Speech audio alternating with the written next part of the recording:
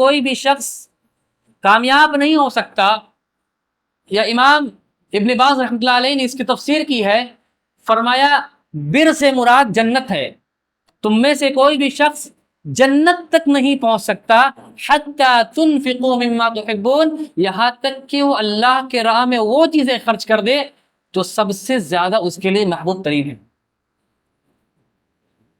یہ آیت کریمہ نازل ہوئی، صحابہ کرام کے کانوں تک پہنچی، حضرت ابو طلحہ انصاری رضی اللہ اٹھے اور آئے اللہ کے وسلم، ہمارے پاس ایک باغ ہے جس کو اس باغ کے اندر کافی طریقے سے بہت طریقے کا کھجور ہے اور قسم قسم کی پھل ہے، آپ چاہیں تو اس کو اللہ کے راہ میں خرچ کر دیں، اور کیا اللہ رب العزت اس کے بدلے میں جنت دے دے گا؟ سوال دیکھیے، کانسیپٹ دیکھیے، کوشچنس دیکھیے۔ ہم پوچھیں گے سب دے دے تو ہمارے پاس کیا بچے گا؟ یہی تو ایک چیز ہمارے پاس ہے۔ فرمایا کیا اس کے بدلے اللہ جنت دے دے گا؟ فرمایا ہاں عبداللہ، تم اگر دے دو گے تو اللہ کا وعدہ ہے، اللہ رب العالمین تمہاری جنت میں گھر بنا دے گا۔ تو فرمایا کہ آپ لیجئے، اس کو آپ تقسیم کر دیجئے۔ کہا کہ بہتر یہ ہے کہ تم اس چیز کو، یہ باغ کو اپنے گھر والوں اور اپنے جو قریبی رشتہ دار اس کو تقسیم کر دو۔ گویا یہ آیت کریمہ، یہ واقعہ اس بات کی تلقین کرتا ہے ہمیں کہ جو زکوٰۃ کا مسئلہ ہو، خیرات کا مسئلہ ہو، سب سے اول اپنے گھر والوں کو دیکھیں۔ فلاں ٹرسٹ میں 1 لاکھ روپے ہم نے ڈونیٹ کیا، کیوں؟ فلاں صاحب کا، حاجی صاحب کا نام ہوگا، ان کا ایک ریپوٹیشن بنے گا، ایک پوائنٹ بنے گا، اس کو چھوڑیے، درکنار کیجئے، اللہ کے خاطر، اللہ کے لیے اپنے رشتہ داروں کو خرچ کیجئے، اس موقع پر رب العالمین آپ کو دگنا اجر عطا فرمائے گا۔ ایک تو خرچ کرنے کا، دوسرا اپنے رشتہ داروں کو مدد کرنے کا۔ وما تنفقوا من شيء فإن الله به عليم۔ اس کے بعد اللہ رب العالمین نے تذکرہ کیا کہ یہودی یہ کہتے تھے کہ ابراہیم علیہ السلام پر اونٹ کا گوشت حرام تھا اور یہ نبی صلی اللہ علیہ وسلم پر اونٹ حلال کر لیا، یہ کیسا مسئلہ؟ اگر تم کہتے ہو کہ دین حنیف پر قائم ہے تو یہ کا مسئلہ؟ تو اللہ تفصیل بیان فرمایا کہ نہیں، حضرت ابراہیم کے پوتوں میں سے کسی نے یہ قسم کھا رکھا تھا کہ اگر یہ فلاں بیماری مجھے ٹھیک ہو جائے تو میں اونٹ کا گوشت نہیں کھاؤں گا۔ تو گویا کہ اس نے اپنے اوپر بذات خود حرام کیا تھا، امت پر حرام نہیں تھا۔ اللہ نے کہا کہ اللہ آگے تھا کہ فمن حج البیت من استطاع الیہ سبیلا، تم میں سے جو شخص وسعت رکھتا ہو حج کا، اسے چاہیے کہ وہ حج کرے۔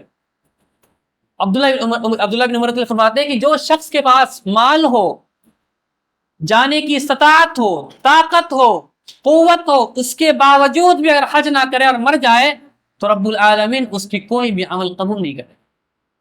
یہ حج کا معاملہ۔ اس کو اللہ فرماتا ہے وَمَن يَعْتَصِم بِاللَّهِ فَقَدْ هَدِيَ إِلَىٰ صِرَاطٍ مُّسْتَقِيمٍ، لوگوں اللہ سے تعلقات کو مضبوط کر لو، فقد ہدی، اللہ رب العالمین تمہیں صراط مستقیم پر گامزن کر دے گا۔ اچھا معلوم ہے آپ کو اللہ سے تعلقات کب مضبوط ہوتا ہے؟ اس کے بعد اللہ رب العالمین نے 5 آیتوں کا ذکر کیا گیا۔ اگر آپ قرآن پر تدبر کریں، غور کریں تو معلوم سا ہوگا۔ اللہ فرماتا ہے پہلے آیت کے اندر کہ حق یا ایھا الذین آمنوا اتقوا اللہ حق تقاتی، ثابت قدمی کے لیے اللہ کے راستے میں گامزن ہونے کے لیے سب سے اول درجے کی جو شرط ہے وہ ہے تقوا اللہ، اللہ سے ڈر۔ وہ لوگوں اللہ سے ڈرو۔ اور یہ آیت کریمہ نبی صلی اللہ علیہ وسلم اپنے ہر خطبے میں ارشاد فرماتے، فرمایا یا ایھا الذین اتقوا اللہ، لوگوں اللہ سے ڈرو۔ کیسے؟ حق تقاتی، جیسے اللہ سے ڈرنے کا حق ہے۔ اور ولا تموتن، تم میں سے کوئی بھی مر مت جانا، تمہیں موت نہ آئے یہاں تک کہ تم مسلمان ہو کے مرنا۔ گویا انسان کو کیا معلوم ہے کہ ہمیں کب موت آ جائے؟ تو گویا اللہ نے اس آیت میں تلقین کی، اس بات کی وضاحت فرمائی کہ تم اینی ٹائم، ہر وقت مسلمان بن کے کھڑے رہنا، اپنے آپ کو اپڈیٹ رکھنا، قرض سے دور رکھنا، گناہوں سے بچے رہنا، توبہ پر استقامت رکھنا، اللہ پہ توکل کرتے رہنا۔ نہ جانے تمہاری کب ٹکٹ کنفرم ہو جائے اور اللہ کے راستے میں نکل جاؤ، تمہارا سفر شروع ہو جائے، تمہیں موت آ جائے۔ اس کے بعد ایک چیز کیا ہے؟ تقوی۔ دوسرا فرمایا بحبل اللہ جمیعا ولا تفرقوا، اللہ کی رسی کو مضبوطی سے پکڑ لو۔ اچھا رسی کس کو کہتے ہیں معلوم ہے؟ یہ رسی ہم سمجھتے ہیں رسی ہوا، رسی یہ نہیں ہوا۔ رسی آپس میں جو چیزیں فالڈ ہو جائے، یہ اس طریقے سے جو اس کو چوٹی کہتے ہیں اردو کی زبان میں، اس طریقے سے فولڈ ہو جائے، یعنی رسی گویا اللہ نے یہ آیت سے وضاحت کیا کہ صرف قرآن سے تمہاری رسی مضبوط نہیں ہو سکتی، قرآن کے ساتھ قول رسول بھی لانا پڑے گا، حدیث رسول کو بھی مکس کرنا پڑے گا، تب ایک رسی بنے گی، اور اس رسی کو پکڑو گے تو اللہ کی رسی ہوگی۔ گویا اگر ایک رسی پکڑ کے رہو گے تو ایک رسی چھوٹ گئی، تم کب گرو گے وہ اللہ کو معلوم۔ تو ایک چیز ہے تقوی، دوسرا اللہ کی رسی کو مضبوطی سے پکڑنا، تیسرا ولا تفرقوا، آپس میں تفرقہ مت کرنا، چھوٹی چھوٹی باتیں ہمارے اخلاف، ہم وہ ایسے نہیں مانتا، اس کو یہ نہیں مانیں گے، وہ ایمان کو نہیں مانتا، اس کو کافر بولا، ہم بھی کافر۔ اللہ نے کہا ولا تفرقوا، تفرقے مت بٹنا، اگر تفرقے میں بڑھ جاؤ گے فقد حبط عملک، اللہ رب العالمین تمہارے عملوں کو ضائع کر دے گا۔ جماعت، جمعیت، کمیٹی، جماعت سے چل کے رہنا کہ اللہ رب العالمین نے تلقین فرمایا۔ اس کے بعد اللہ فرماتا وَلْتَكُمْ مِنْكُمْ أُمَّةٌ يَدْعُونَ الْخَيْرَ، اور چوتھی چیز یہ اللہ کے راستے میں چلنے کا، استقامت کا، صراط مستقیم کے گامزن ہونے کے لیے تم بھلائی کا حکم دیتے رہنا اور خود بھی برائی سے روکتے رہنا اور خود بھی رکنا، بھلائی کا حکم دینا، برائی سے روکنا، خود بھی رکنا۔ وَلْتَكُمْ مِنْكُمْ أُمَّةٌ يَدْعُونَ الْخَيْرَ، اور تم میں سے ایک گروہ ہونی چاہیے، ایک کمیٹی، ایک سمجھو سینٹر ہونا چاہیے جو لوگوں کو روکے برائی سے۔ اللہ نے انڈیویجولی بھی دعوت کرنے کا حکم دیا، لیکن کہا کہ جب گروپ بنا کے کرو گے نا تو پوری گروپ کی اصلاح ہوگی، لوگوں کو آسانی سے اصلاح کر پاؤ گے۔ اور پانچ میں فرمایا وَلَا تَكُونُوا كَالَّذِينَ تَفَرَّقُوا، پھر اللہ نے تفرقے کے بارے میں فرمایا کہ چھوٹی چھوٹی باتوں میں تفرقہ مت بڑھنا، یہ پھر ریپیٹ کیا گیا ہے، گویا اس بات کی اللہ نے وضاحت فرمایا کہ تفرقہ کر لینا کہ تمہیں صراط مستقیم سے ہٹا دے گا۔ اس کے بعد اللہ رب فرماتا ہے یوم تبیض وجوہ وتسود وجوہ، کل قیامت کے روز کچھ چہرے روشن ہوں گے، کچھ چہرے سیاہ اور کالے ہوں گے۔ حضرت ابن عثیمین رحمۃ اللہ علیہ کہتے ہیں کہ اس کی تفسیر فرماتے ہیں، اور عبداللہ بن عباس رضی اللہ کی روایت سے منقول ہے کہ کچھ چہرے جو روشن ہوں گے وہ سنت کے مطابق عمل کرنے والے کے چہرے روشن ہوں گے۔ یوم تسود وجوہ، کچھ چہرے سرخ اور کالے ہو جائیں گے، ارے ہم تو 1000 رکعت پڑھ کے آئے ہیں، ہاں ہم تو رات بھر قیام کر رہے تھے، یہ کیا معاملہ، ہم تو تسبیح پر ہزاروں لا الہ الا حق اللہ کر کے آ گئے۔ آپ بہتر سمجھ رہے ہیں کیا بھائی بولنا چاہ رہے، عمل جتنا بتایا گیا، اگزامپل میں دوں، ظہر کی 4 رکعتیں ہے نا، ارے بولے ظہر کے 4 رکھتے ہیں، عصر کی 4 رکھتے ہیں، عشاء کے 4 رکھتے ہیں، مغرب کے 3، کوئی لاجک لگا لے بھائی 4 4 4 3 کیوں، 4 پڑھ لیتے ہیں۔ رب کعبہ کی قسم اس کی وہ مغرب کی نماز نہیں ہوگی، 3 بھی گیا پانی میں۔ تو اللہ رب نے فرمایا یوم تبیض، کچھ لوگوں کے چہرے رونق ہوں گے، سنت پر عمل کم کریں، سنت کے مطابق کریں۔ اس کو اللہ فرماتا ہے یوم تبیض وجوہ کنتم خیر امۃ اخرجت للناس، لوگوں اللہ رب العزت نے تمہیں تمام گروہ میں سب سے اچھی امت بنایا، اس کی وجہ یہ ہے کہ تم بھلائی کا حکم دیتے ہو، برائی سے روکتے ہو۔ اچھا، یہ ٹائٹل، یہ لقب تب ملا جب ہم اچھے امت تھے، کب؟ جب اچھا بھلائی کا حکم دیتے تھے اور برائی سے روکتے تھے۔ اگر یہ کام ہم ترک کر دیں تو ہم سے بدتر امت کوئی نہیں۔ تو گویا ہمیں چاہیے کہ جتنا ہو سکے کما حق ہو خود بھی عمل کریں، لوگوں کو بھی بتائیں، مسلمان کو بھی بتائیں، اور غیر مسلمان تک بھی اپنی آواز کو، قرآن مقدس کو پھیلائیں۔ اس کے بعد اللہ فرماتا ضربت علیہم الذلۃ والمسکنۃ وباؤوا بغضب من اللہ، لوگوں یہودیوں سے مشابہت نہ کرنا، اس بات کے دیکھ کر تم خوش مت ہونا کہ اس کے پاس بڑی مال ہے، دولت ہے، یہ گاڑی ہے، یہ سب کچھ ہے۔ اللہ کہتا ضربت علیہم الذلۃ والمسکنۃ، وہ خود میں یعنی سیلف، بائی سیلف وہ ذلیل ہے۔ اللہ کہہ رہا ہے کہ یہودی بائی سیلف ذلیل ہے اور اپنے سوسائٹی اور کمیونٹی بھی ذلیل ہے، جس کے بارے میں اللہ کہتے ہیں ذلیل ہے، آج ہم اسی کے پیچھے پڑے ہوئے ہیں۔ اس کا کھان پان کیسا، اس کی ڈائننگ کیسی، اس کا لباس کیسا، اس کا ڈریس کیسا، اسی کے پیچھے پڑے ہوئے۔ اللہ ہم سب کو حفاظت فرمائے۔ آگے اللہ فرماتا ہے کہ وَلَقَدْ نَصَرَكُمُ اللَّهُ بِبَدْرٍ وَأَنْتُمْ أَذِلَّةٌ فَاتَّقُوا اللَّهَ لَعَلَّكُمْ تَشْكُرُونَ، لوگوں اگر اللہ سے ڈرتے رہو گے تو اللہ کی مدد آئے گی۔ اس کے پہلے رب العالمین نے ایک نقشہ کھینچا ہے جنگ بدر کا۔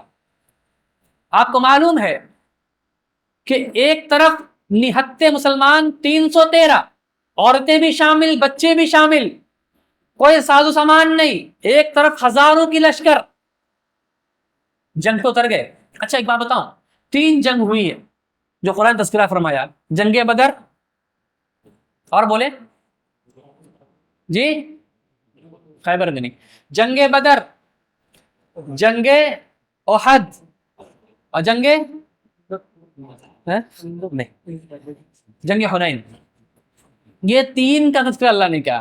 اللہ نے تینوں کا تذکرہ اس لیے کیا، ایک جنگ میں مسلمان کمزور تھے، اللہ نے کامیابی دی، ایک میں مسلمانوں کے اندر تھوڑا ہم کہہ لیجئے یا اپنے آپ سیلف کانفیڈنس کہہ لیجئے، اللہ نے ذلیل کر دیا اور اس جنگ کو جیتنے کے بعد ہرا دیا۔ جنگ بدر، جب جنگ بدر مسلمان 313 تھے اور اپنے میں ڈرے ہوئے تھے، اللہ کیا ہوگا، اتنی ہزار کی لشکر چلے آ رہی ہے۔ وَلَقَدْ نَصَرَكُمُ اللَّهُ بِبَدْرٍ، اللہ نے کہا ان 313 لوگوں نے اللہ پہ توکل کر رکھا تھا، توکل اللہ پہ تھا، جنگ اللہ کے لیے توکل۔ آج ہمارا معاملہ یہ ہے، جہاں تھوڑا پریشانی آیا، ایک انسان سے میری ملاقات، بڑا حیرت ہوا، اب میں جانا ہوں راجستھان کے سمے ایک ٹرین پہ لوگ ملے، کہنے لگا مولوی صاحب میں نے ایک بچہ بیمار تھا میرا، تو میں نے یہ عہد کیا کہ میں 70 مزاروں کا طواف کروں گا، اب تک میکسیمم میں نے 65 کا کر لیا ہے، کچھ ممبئی کے باقی حصے بچے ہوئے، میں اسی کے راستے میں نکل رہا ہوں۔ اللہ اکبر، سوچئے 313 کا توکل اللہ پہ، اور یہ مسلمان بیمار پڑا بچہ، تو کہاں چلے گئے 70 مزاروں کا طواف، بھیا اتنے میں تمہارا عمرہ ہو جاتا۔ بہرحال تو جنگ بدر کو اللہ رب العالمین نے کامیاب بنایا، اس لیے کہ توکل مسلمانوں کا اللہ پہ تھا۔ اس کے بعد جنگ احد ہوا، جنگ احد، اس موقع پر اللہ رب العالمین نے نقشہ کھینچا ہے کہ مسلمانوں کے اندر اللہ پہ توکل تو تھا، لیکن رسول کی اطاعت میں تھوڑی سی نافرمانی، نہیں بولیں گے اللہ معاف کرے، تھوڑی سی کوتاہی ہو گئی، آپس میں اختلاف ہو گیا، اتنے کی وہ جیتی ہوئی جنگ اللہ نے پلٹ دیا، پھر وہ ہار گئے۔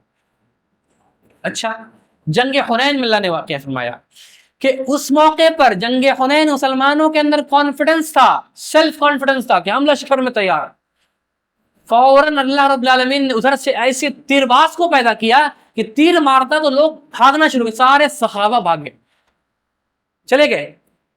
اور آپ نے دیکھا ہوگا اکثر جنگ کے لیڈر پہلے بھاگتے ہیں، بعد میں اس کے سپاہی بھاگتے ہیں، سارے صحابہ سائیڈ ہو گئے، نبی صلی اللہ علیہ وسلم اپنے کھڑے رہے، کہا کہ اللہ رب العالمین جنگ جتائے گا۔ اب صحابہ نے دیکھا کہ نبی اکرم کھڑے ہیں، مڑ گئے، اس وقت نہیں دیکھا رہے چھوڑا اللہ جانے، اللہ کے نبی جانے، ہم چلے بھائی، ایسے نہیں، مڑ گئے، اللہ نے اس کو بھی کامیاب فرمایا۔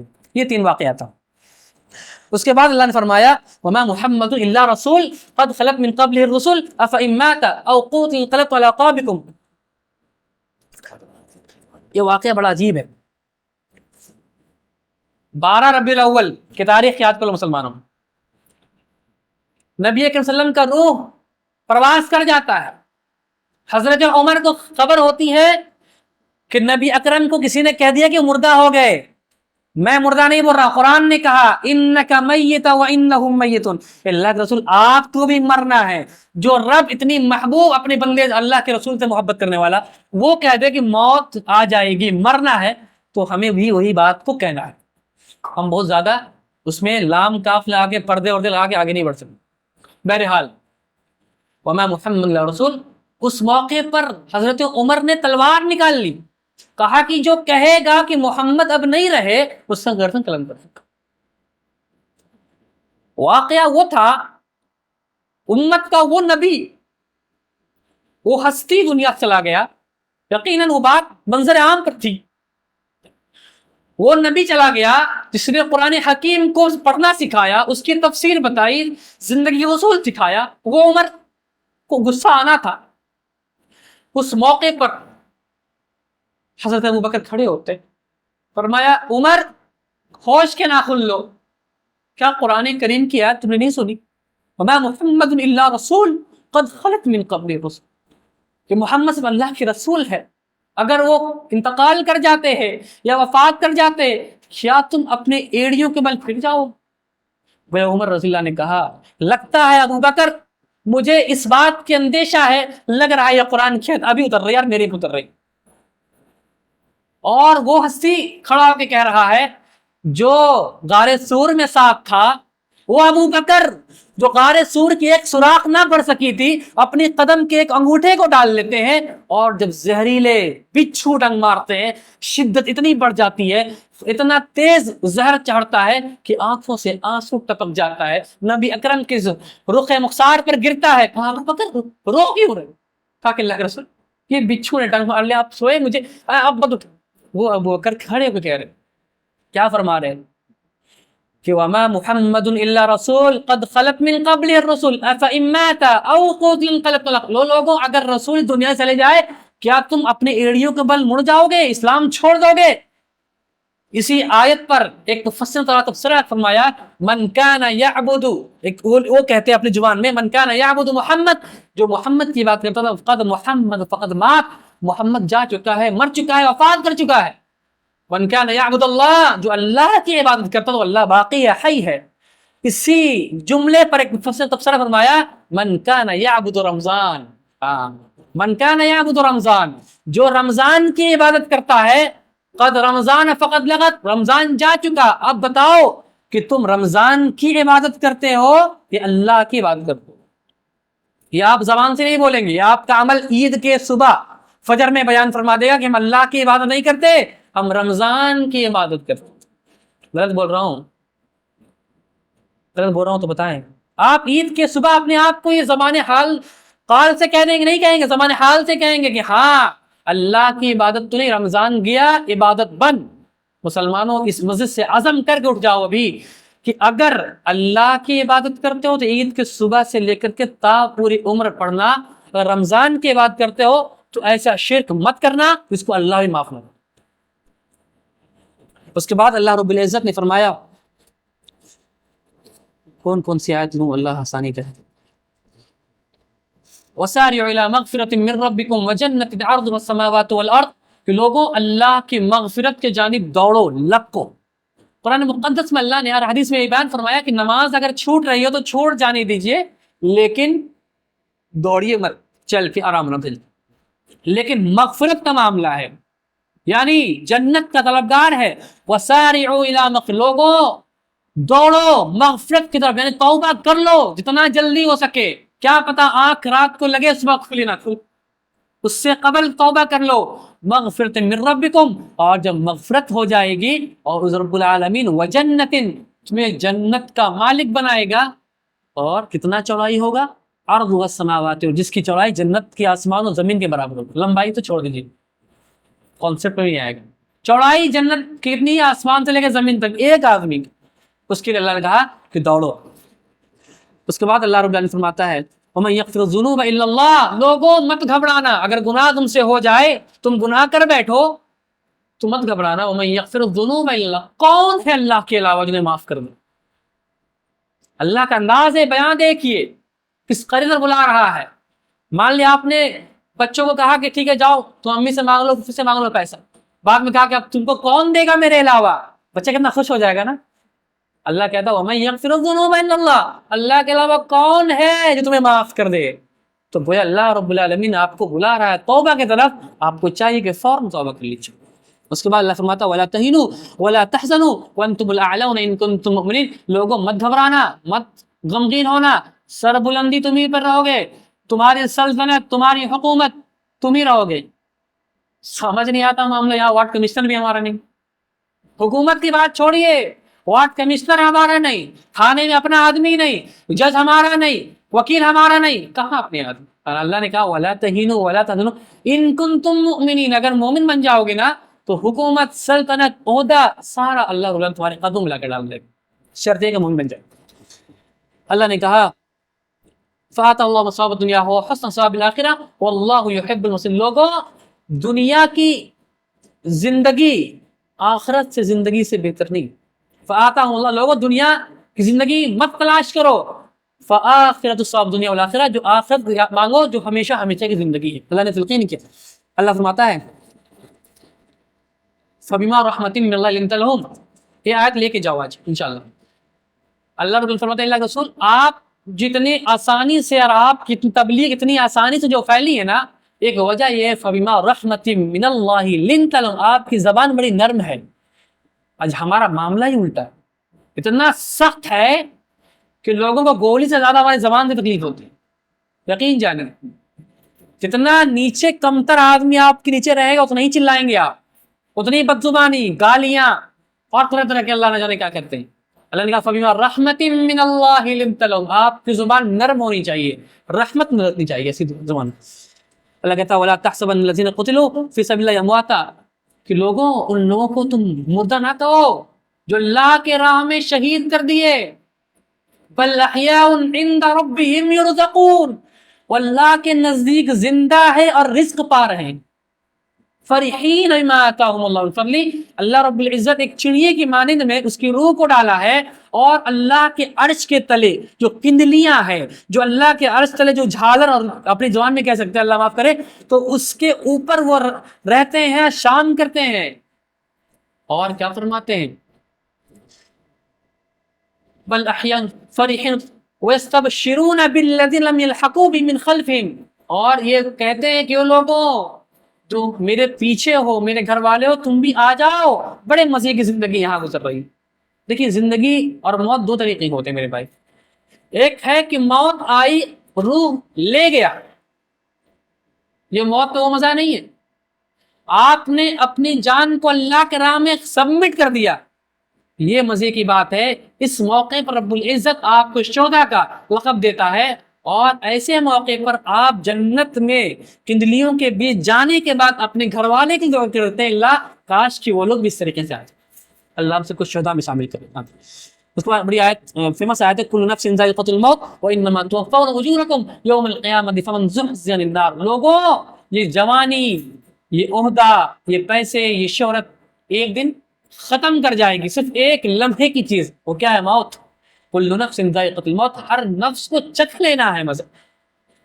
اور موت کے بعد کی زندگی کے بارے میں اللہ نے فرمایا وَإِنَّمَا تُوَفَّوْنَ أُجُورَكُمْ يَوْمَ الْقِيَامَةِ، تم میں سے وہ لوگ کامیاب نہیں ہیں جو اچھا نوکری والا بن جائے، اچھا سرجن بن جائے، اچھا ڈاکٹر بن جائے، جس فیلڈ میں اچھا رائٹر بن جائے. اللہ کہتا ہے تمہارا معیار الگ ہو سکتا ہے، تمہاری کانسیپٹ الگ ہو سکتا ہے. اللہ کہا اللہ کے نزدیک جو کامیابی ہے وَإِنَّمَا تُوَفَّوْنَ أُجُورَكُمْ يَوْمَ الْقِيَامَةِ، کل اپنے آپ کو قیامت کے روز فمن زحزح عن النار، اپنے آپ کو آگ سے بچا لے، وَأُدْخِلَ الْجَنَّةَ، اور اپنے آپ کو جنت میں داخل کروا دے، وہی لوگ کامیاب ہیں. وَمَا الْحَيَاةُ الدُّنْيَا إِلَّا مَتَاعُ الْغُرُورِ، لوگوں اس دنیا کی زندگی کھیل و تماشے کی زندگی ہے. وہ ہم سب کو اللہ سے دعا کرنی چاہیے اللہ اس زندگی دنیا میں اتنی ہی رغبت آتے جتنا رغبت سے اسلام پر قائم ہو سکے. اللہ رب العالمین ہم سب کو نیک عمل کی توفیق عطا. آمین. السلام علیکم ورحمۃ اللہ وبرکاتہ.